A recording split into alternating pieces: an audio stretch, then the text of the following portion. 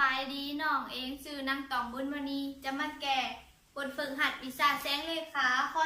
3ซึ่งคำถามเขาเจ้าเฮามามีอยู่ว่าจงคิดไล่ความยาวของเงาหูบย้วย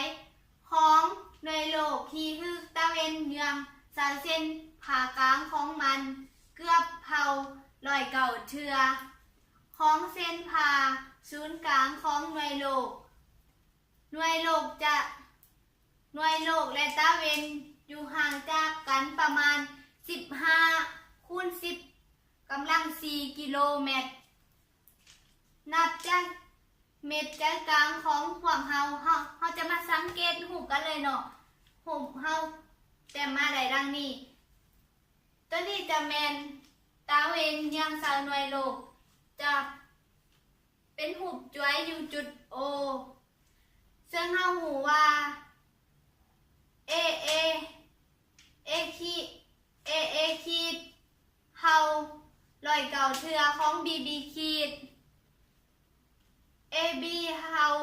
15คูณ10กำลัง4กิโลเมตรเฮาจะมาสอบ BO เฮาจะนำใส่หลักเกณฑ์ตะเล็ด AA ขีดเท่ากับรอยเก่าเทือของ BB ขีด AO เท่ากับ AB บวก BO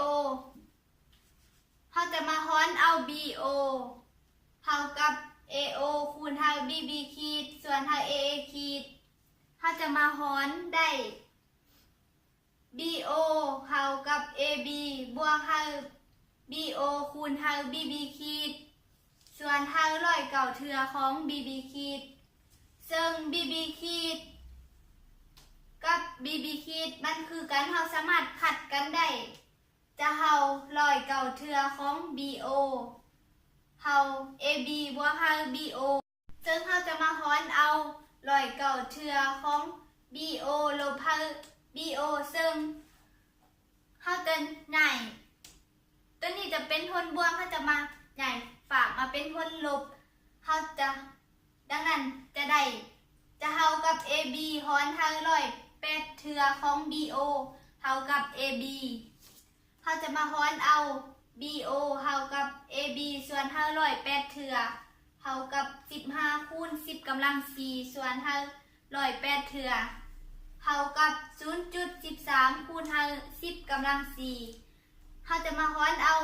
BO เท่ากับ13คูณ10กำลัง2เท่ากับ